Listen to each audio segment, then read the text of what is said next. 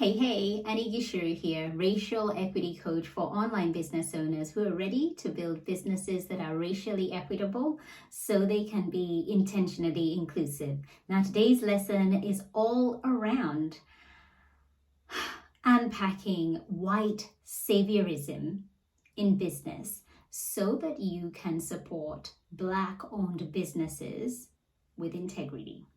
Now, this is something that has come up quite a fair bit where I am seeing some of my students and clients who really want to support Black-owned businesses, but it is the intention, it is the thinking behind how and why they want to support Black businesses that is not quite right.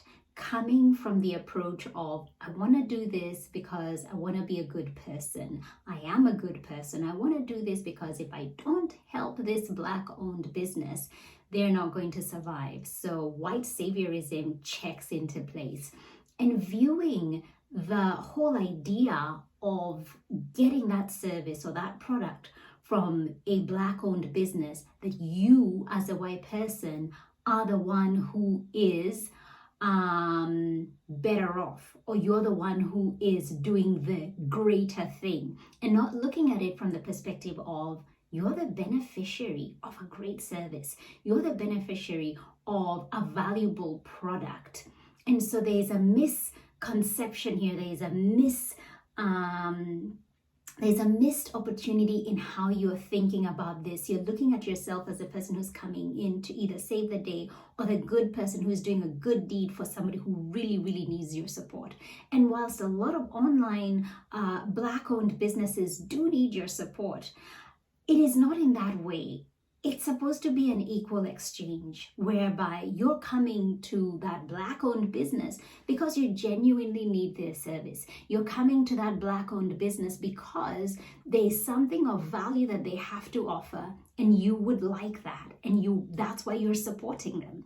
And so I want to share with you 4 things of the steps that you can take to genuinely support Black-owned businesses. Are you ready?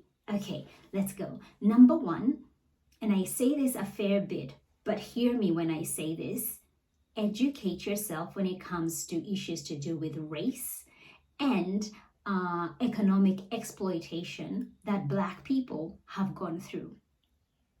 Because when you begin to educate yourself, you begin to see the role with which you can play in being more of a genuine ally, and how you can stop perpetuating systems of supremacy, exclusion, and oppression, and doing it in a way that will value that Black-owned business, in a way that will see you do it with integrity and create a great relationship. It starts with educating, and I see a lot of white folks trying to bypass the education piece and saying, well, I've donated to a movement like Black Lives Matter. I donate monthly, or I gave one donation back in 2020. And whilst your donations mean a lot, and that monetary support is great and it's needed, but you need to move beyond that in order to have a genuine vested interest in supporting Black-owned businesses. You need to educate yourself and learn, what role can I play and how can I do it in a way that is sustainable but also with respect. Number 2 is seek out Black-owned businesses that you genuinely want to support, that you genuinely need what they are giving. So if it's a coaching business where somebody is providing coaching service, whether it be from a business perspective, money, copywriting, or any of the businesses, services that you need as a coaching business, understand that why you're going to them. You're going to them because they have something of value that you personally need in your business or in your life. Or they have a product that you need that will be of value to you or your clients. Do it from a genuine place. Don't do it from a place of, I want to tick a box so that I can either virtue signal that I'm this inclusive person who supports Black business, or just to feel good, just to feel like I'm a good person who's doing a good thing. So really approach your support from a place of genuine need of whatever the product or the service is. That's where it will truly make a difference. Number 3 is share your positive experiences. So once you have experienced, the service or the product that you've received from that Black owned business, take the time to share your positive experience. Now, I can speak from personal experience at my business. A huge proportion of my business has grown because of word of mouth.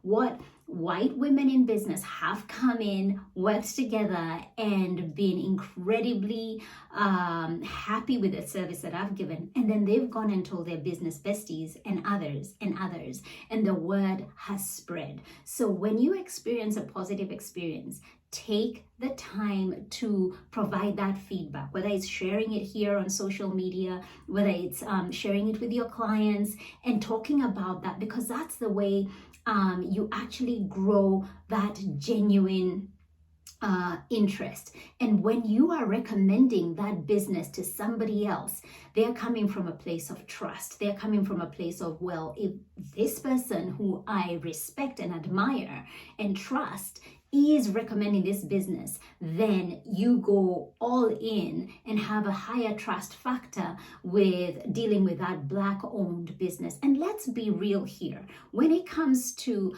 a lot of white people looking to support Black businesses, it's always from, there are questions that come up.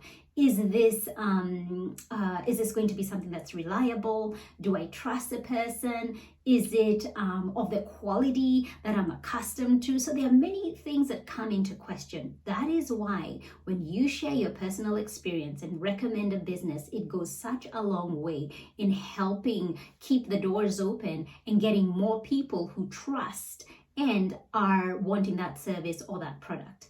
And number 4, which is really, really important, is building relationships. And this by far, even before you can begin that transaction of exchanging money, the service, receiving the product, is building a genuine relationship. Take the time to get to know that Black business owner. Take the time to know what are some of the things that they're struggling with.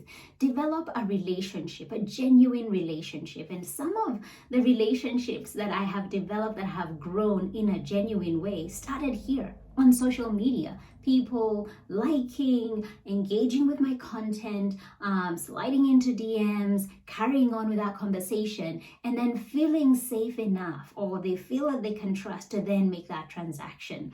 And then that goes on to build into a deeper relationship that even many times has turned into a collaboration. And so do not underestimate the ability to build relationships, especially with people whose content or work resonates with you and your values, because it will go such a long way in genuinely supporting that Black business. So I hope this has helped you kind of dispel the myth of, if I just support Black business, it's benefiting them more than me. And this is allowing you to reflect and look upon this from a different lens, from a deeper level, and doing so much good in that. Now, if this is work that you want to continue doing and diving deeper into and understanding allyship and the role you play, I have a beautiful, wonderful freebie, 10 steps to becoming a genuine ally and advocate for people of color. And you can head on to the link below or the link in bio to download. Have yourself a beautiful, beautiful day. Thank you. Mwah.